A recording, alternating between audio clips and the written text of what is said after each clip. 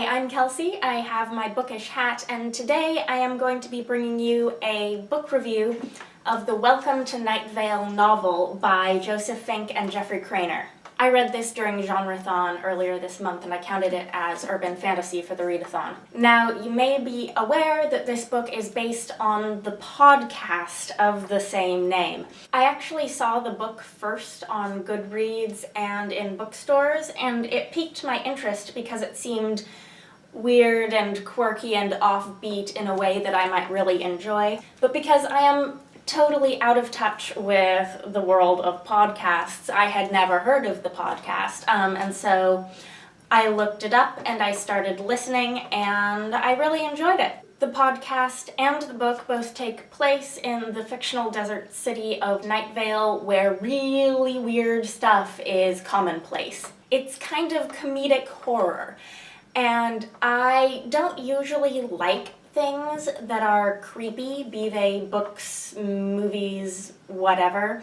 I don't like the sensation of being genuinely creeped out by something. But Welcome to Night Vale has this sort of fascinating offbeat blend of humor with strangeness and real genuine poignancy, and that really fascinates me. The podcast takes the form of a community radio broadcast that you are presumably listening to as an inhabitant of Night Vale. And I kind of binge listened the first couple years of the podcast in order to get up to the point where the book was released so that I could be on board for reading the book.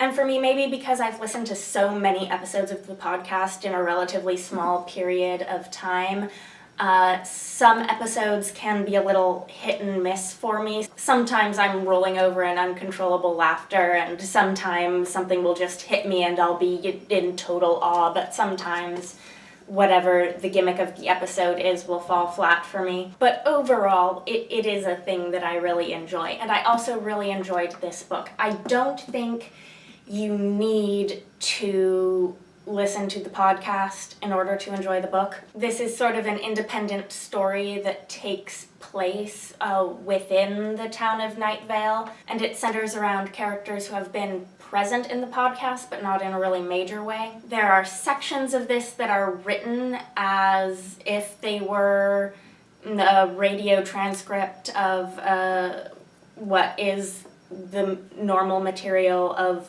the podcast, but that is not the majority of this book. The majority of this book follows the protagonists through their adventure. I think there are things in here that are spoilers for some major story arcs that unfold over the first few years of the podcast. So I guess I would only recommend jumping into this first if you really aren't a podcast person and aren't going to listen to the podcast, you know that. That said, this, I think, would be a fascinating reading experience to jump into with no idea what you're getting into. A lot of Goodreads reviews that I looked up said, you'll feel like you're missing out because there are lots and lots of references to stuff from the podcast. I kind of got the sense, though, that if I hadn't listened to the podcast, those references would have read to me like the weirdest, wackiest world building you could possibly imagine. And I think it would have been a really fascinating reading experience. If any of you have done that, I would love to know what you thought about this book. And if any of you do jump into this book without the podcast in the future, I'd love you to come back and tell me what you thought. But there are a lot of things that are just so outrageous about Night Vale that would just be dropped as references in here. And I kind of was just nodding like, oh yes, I know that about Night Vale, of course. But if I didn't already know that about Night Vale, I feel like that would have been just like, what is going on? Which, of course, it was whenever those things were first introduced to me. And that sort of what is going on is kind of the best thing about the overall Night Vale experience. So anyways, that was a big opening spiel. The book itself follows two main characters Diane Creighton is a single mother. Her son, Josh,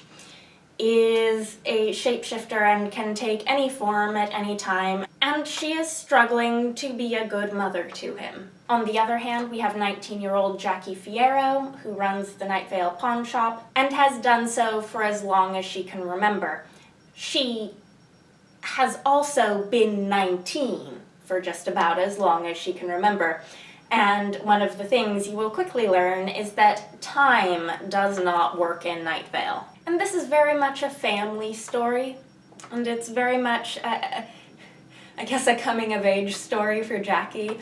And in those ways, it can be so intimate and so thoughtful and so heartwarming. Jackie and Diane both encounter the man with the tan jacket carrying a deerskin suitcase. He has appeared in the podcast before. This book will finally bring his story and his mysterious mission to Night Vale to light.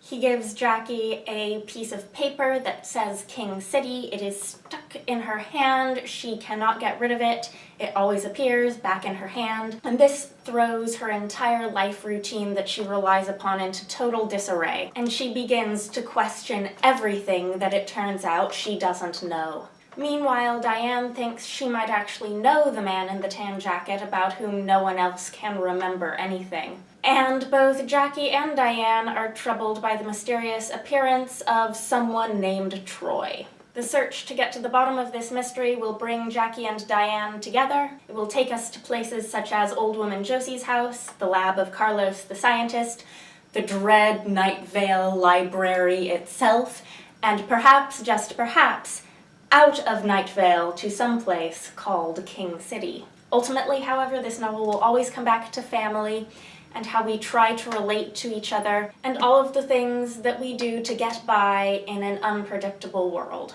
And I feel like these elements have been present in the podcast, but to me this was a far more personal and intimate story, and I think the contrast of that type of story with this outrageous Night Vale setting is what really sets this book apart. I feel like the plot itself did not stand out for me as much as this overall sense that the weird and the wacky can be used to illuminate everyday struggles. I think another theme of this book is communication and how we can sometimes be trying so hard but fail so badly to communicate what we want to say to the people we love. I also think that the narrative voice of this book was really great. It's obviously not the narrative voice of the podcast for the most part, but it's still, the writing still has a very strong and unusual relationship with the reader. The writing will sometimes break the fourth wall and talk to you a bit in a way that I found really engaging. And for fans of the podcast, there is plenty to please. I was particularly delighted by the scene that actually brought us inside the Night Vale library so that we could see for ourselves some of the library horrors that we have only heard described. So all in all, I found this book to be a fairly quick read. I feel like the style of the book and the tone of it stuck with me more than the actual plot. I gave it 4 stars on Goodreads when I finished it a couple of weeks ago. Since then, I've been kind of procrastinating filming this review because it's kind of daunting to try to talk about Night Vale. If you want to talk about this book, or if you maybe have questions about something I've said that didn't make sense, feel free to comment below. I look forward to hearing from you. I will be back very soon with my wrap-up video for the month, but for now, good night, BookTube. Good night. I'm sorry, I couldn't resist. Bye for now.